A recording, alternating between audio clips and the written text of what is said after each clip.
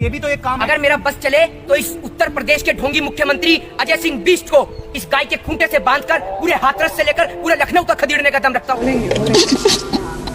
इतना दम है। ये गाय अगर रातों रात उस बहन बेटी के शव की बजाय गाय को जलाया होता ना तो आज पूरे उत्तर प्रदेश में हंगामा मच गया होता।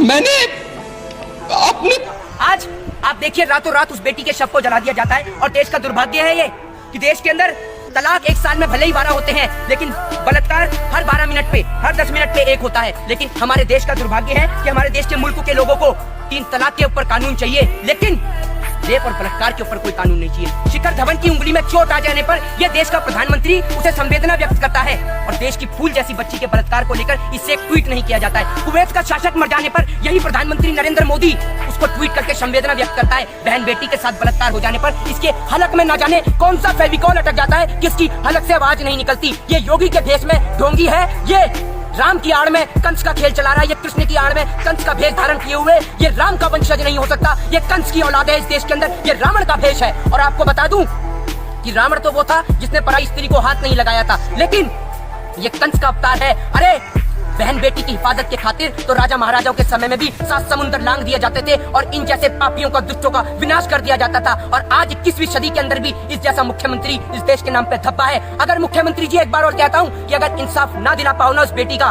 तो इन चूड़ियों को पहन लेना और इन चूड़ियों को पहनकर कहीं जाके अपने मुंह को छिपा लेना। यही आपके लिए सबसे बेहतर और सबसे अच्छा उपाय होगा देश की जनता से बचने का, क्योंकि अब जनता से छिपने का और उनसे मुंह छिपाने का आपके लिए कोई रास्ता नहीं। फिर से बेटी बर्बाद ना होती कोई बात, उन्हें कोई ऐसी याद होती कोई, वो समझते फिर से औलादों के दर्द, वो समझते फिर से औलादों के दर्द को, काश उनके भी घर कोई औलाद होती। अब कहना चाहूंगा कि अपनी फूल जैसी बच्चियों की हिफाजत खुद कीजिए क्योंकि जो सरकार चलाने वाले हैं वो खुद बेऔलाद है।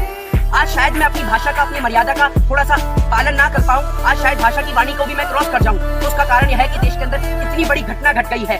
अरे नामर्दो, हिजड़ो, नपुंसकों की औलादो, कम से कम अब तो थोड़ी सी शर्म कर लो। और सबसे बड़ा नपुंसक वो नहीं होता जो एक बच्चे को जन्म ना दे सके, सबसे बड़ा नपुंसक आज देश के अंदर वो है जो इतनी बड़ी घटना हो जाने के बाद भी इसके अंदर जाति और धर्म को ढूंढ रहा है, अभी भी इसके अंदर हिंदू और मुस्लिम के एंगल को तराश रहा है। अरे नामर्दो, नपुंसकों की औलादो, अरे कम से कम एक बार इतना तो सोच लेते कि आपके भी घर में कोई बहन या बेटी या माँ होगी, जिस माँ ने आपको जन्मा है, कम से कम एक बार उसके रक्त का, उसके खून का, उस माँ के दूध के कर्ज को तो याद कर लेते जो आपने दूसरी बहन के साथ में, बेटी के साथ में इतना बड़ा कांड, इतना बड़ा जुर्म कर दिया। अरे वो बेटी तड़प रही थी, रो रही थी, उसकी आंखों से वो चीख निकल रही थी, उसकी जीभ तक आपने काट दी, जीभ उसकी कटी और गूंगी पूरी देश की सरकार हो गई, बहरा देश का मुख्यमंत्री हो गया। नहीं मान सकता कि ये जो मुख्यमंत्री उत्तर प्रदेश में बैठा है ये योगी है, नहीं मान सकता ये भगवान श्री राम की विचारधारा का व्यक्ति है, क्योंकि और न जाने किसने ये कैंडल मार्च की शुरुआत कर दी, नहीं तो बहन बेटियों के सम्मान में तो लंका फूंक दी जाती थी। नहीं कह सकता कि ये योगी उत्तर प्रदेश का मुख्यमंत्री है, ये योगी है।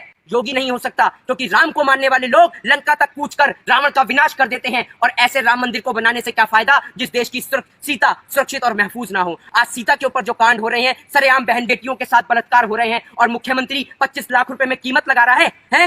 रातों रात एक टीम का गठन किया जाता है जिसको नाम दिया जाता है STI, टीम बनाई जाती है कि जो 7 दिन में रिपोर्ट देगी। अरे एक बात बताइए, सोच के देखिए, जिस पुलिस वाले ने उस परिवार को देखने नहीं दिया, अंतिम क्षण में उस बेटी का चेहरा नहीं देखने दिया, वो पुलिस वाले तहकीकात करेंगे? एक बात बताइए, एक देश का राष्ट्रपति मर जाता है या एक देश का शासक बन जाता है तो देश का प्रधानमंत्री तुरंत ट्वीट डालता है उस बेटी को लेकर, उस बेटी की संवेदना को लेकर। प्रधानमंत्री नरेंद्र मोदी ने एक न ट्वीट डाला है, न एक बार प्रधानमंत्री देश की जनता के बीच आके बोले। देश का मुख्यमंत्री नहीं बोला, उत्तर प्रदेश का मुख्यमंत्री ये योगी कि मेरे को संवेदना है उस बेटी के लिए, मुझे दर्द है।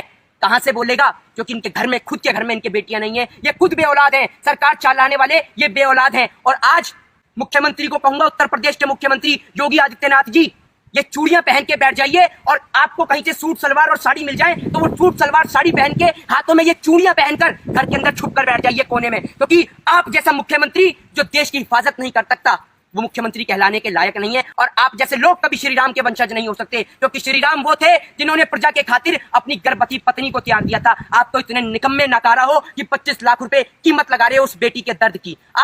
आप जैसे लोग धब्बा हो, आप जैसे लोगों पे थूकता हूं मैं, और अर्नब गोस्वामी जैसे दलाल लोगों कि तुम आज दिखा रहे हो वो कंगना को लेकर, सुशांत को लेकर और ड्रग्स को लेकर।